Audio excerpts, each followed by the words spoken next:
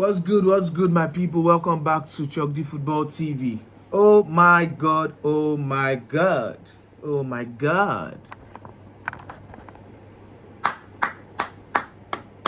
Let me adjust this camera properly. Yeah. Big ups, big ups, big ups, big ups. Big performance by Arsenal yesterday. Big performance by Arsenal yesterday. They were absolutely incredible. Listen, for you guys that have been on my channel, you know that I support two clubs, Real Madrid and Arsenal. I support two clubs. In fact, I was been a childhood Arsenal fan. I started supporting Real Madrid at 2010, I think it was.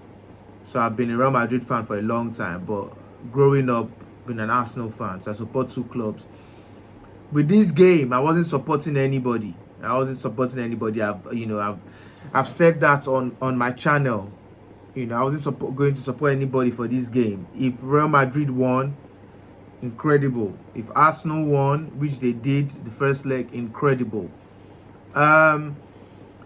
Before the game, I know there were lots of people apparently that ruled Arsenal out. I was watching other football channels, had this conversations with my friends, a couple of people, and for the most part, especially with the football channels, you would see even there's Lies, what's his name, Culture Cams, people like this. They already gave the win to Real Madrid, right? They already felt like Real Madrid was going to maul Arsenal. They're going to press Arsenal's neck and everything. I didn't see it like that. I did not see the game going that way, because Arsenal is not a write-off. If you've been watching Arsenal for the past couple of years, even this season, Arsenal is not a write-off. First of all, they have a better defense than way better defense than Real Madrid. Arsenal have a way better defense than Real Madrid do. They don't concede a lot of goals. But Real Madrid's defense recently has been incredibly bad, incredibly poor, which makes me even fear the coming Copa del Rey final against Barcelona. Because with the way Real Madrid's defense has been leaking goals, and with the way Barcelona have been potent going forward, it seems like they're going to destroy Real Madrid again. They've already mauled Real Madrid twice this season already. Even with saying that, obviously I'm a Real Madrid fan, so I'm tipping Real Madrid to win because we are still the Galacticos. But not to divert from the situation at hand, to go back to what I'm really here for, which is the Arsenal-Real Madrid game. Arsenal dominated Real Madrid from the first half. They dominated Real Madrid. You can all see that the only missing piece out of this Arsenal team is a world-class striker. That is the only proper missing piece they really need to kind of complete the puzzle.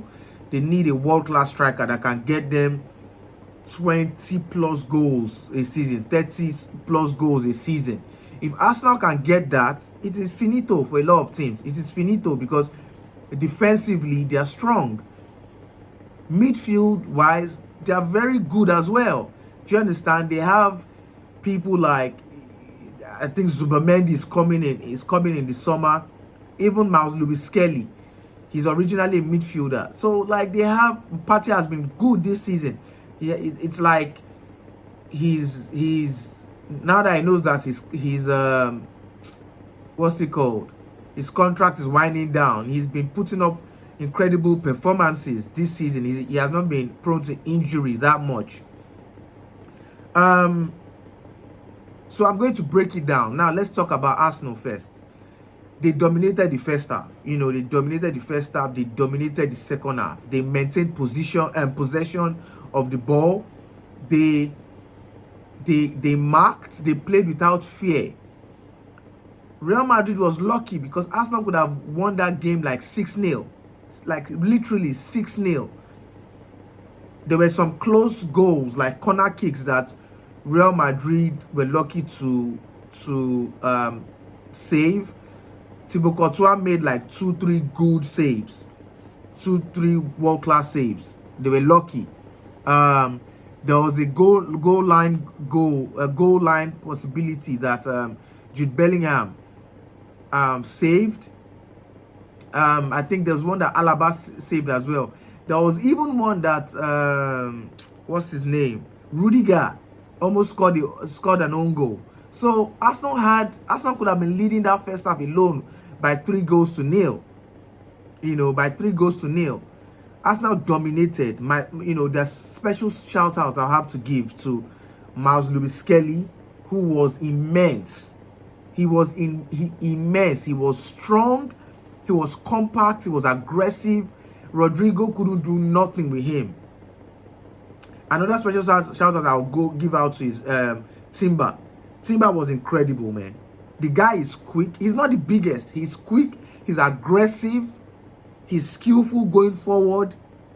The guy is, and you can tell he was playing with injury, but he didn't care. He held Vinny. He held Vinny to the max. Vinny couldn't do anything with him. Who else would I give a special shout out to? I'll give a special shout out to who else? To Thomas Partey. Thomas Partey was immense. He bossed that midfield. Partey bossed that midfield yesterday. Single-handedly bossed that midfield. Modric couldn't do anything with him. Bellingham couldn't do anything with him. He bossed that midfield. He kept it simple, world-class and precise. He was immense. Another person I would give a special shout out to was Saka. Somebody that just came back from injury and had an incredible game. Incredible game. He had David Alaba on toast, who I think is finished. They had him on toast. At a point, they had to double up on Bukayo. They had to double up. They couldn't handle him. Had an incredible performance. And now, special shout outs to obviously the man of the match, Declan Rice. Rice, baby. Incredible performance. What can I say that you guys don't already know? What can I say that you guys don't already know? 2 world-class free kicks. So, obviously, by virtue of this, he has now solidified himself as Arsenal's free kick taker. I remember the first free kick that he scored during the game. When I saw Odegaard about to take it, I was like, get out of here, man. Get out of here. Because Odegaard is absolutely useless in free kicks. The guy, dude, is useless. I don't think I've even seen him score a free kick. If he has, I can't remember when. Dude is useless in free kick. Like, if it's not Declan Rice taking the free kick from now, then let it be Saka. This guy is useless in free kick. Odegaard, he can forget. He can, yes, yeah, that's done. That is done. But 2 world-class free kicks from Declan Rice. Man. I was like, huh? Like, where did that come from? Where did that come from? Incredible. Incredible. You have to give it to him, man. Incredible free kicks. And special shout out to Moreno. Moreno has been, he's a DM, but he's been scoring more. He's been scoring goals in striking. As a striker, doing better than Manchester United's Højlund and those bombs, Zexi. Incredible, man. Incredible. Nice, well-taken goal. Now let's go to, because I don't want to make this video long, man. You guys already, there's nothing I'll say that is new. Who else would I talk about now? Let me go to Real Madrid, man. Real Madrid, I don't think you can write Real Madrid off regardless. I don't think you can write them off. Anything can happen. And I know people will be like, man, get out of here, man. Listen, at the end of the day, how many times has Madrid been written off and they came back? How many times? And I know that this is a reputation that Real Madrid has been living off of. These comeback giants, Galacticos, they are down and out. Everybody has counted them out, and they do something incredible. Do you understand? Like they say that Champions League heritage, Real Madrid has it, and they do. They do. Now, do I think that they are going to win at the Bernabeu? I don't think so. Why do I say that? I think with the way Arsenal plays, with the way they play, they don't concede a lot of goals. Arsenal do not concede a lot of goals. They are very good. They are very good in defense. They are very. That is one thing. They might not be good going forward. They might not be good in striking, because obviously they don't have a world-class striker. Even the ones they have, Gabriel Jesus is injured. Havertz is injured. So yeah, they're not good going forward per se, but defensively they are strong. They are strong. Do you understand? So I don't think they're going to concede a lot of goals, man. I don't see it. But again, this is Real Madrid. This is Real Madrid. I just want people to remember that. This is Real Madrid. Real Madrid were a shell of themselves in the first leg, in yesterday's game. Vinicius has had a very bad run of games. He hasn't been the Vinicius that we know him to be. He's been making wrong decisions. You know, he's not been scoring. He's been missing goals. Sometimes he goes missing. Mbappe, pardon me. I don't know, I'm tired. Mbappe has been the best out of the three this season. He's been world class. He's been the best out of the three. He didn't really have a good game, but he didn't have a bad game either. Out of the front three, he was the one that was more of a threat than anybody. He made a couple of incredible runs. He had some shots on targets which didn't lead to anything per se, but out of the three, he's been the best this season. Rodrigo was practically non-existent. Practically non-existent for the whole game. He was locked down by Miles Lewis Kelly. He didn't really do anything, to be fair. Bellingham had a decent game. But he was bossed out of that midfield. So yeah, that's really it. Madrid have been poor in defense. They've just been poor just bad in defense. Alaba is horrible, man. Dude is just horrible. And I know he's coming back from injury, but guy couldn't contain Saka. Bellingham had to come back and double up and help him out. Lucas Vazquez is horrible at that position, although he's tried his best. Originally, he's not the right back. Do you understand? He's not a right back. He's a winger. That is really his industry. He's just a makeshift right back for Carvajal. So I can't really blame him. So yeah, really, Madrid was just underwhelming. What can I say? And going forward for the second leg, I would rather Carlo Ancelotti try something different. Camavinga is out of the game because he had a red card. So I would rather Madrid put a hopefully, I don't know if Tchouaméni will be back for that game, but I would have if Tchouaméni is back, I would rather have Tchouaméni, Bellingham, and Valverde. Tchouaméni, Bellingham, Valverde in that midfield, or a Luka Modric, Bellingham, Valverde in the midfield.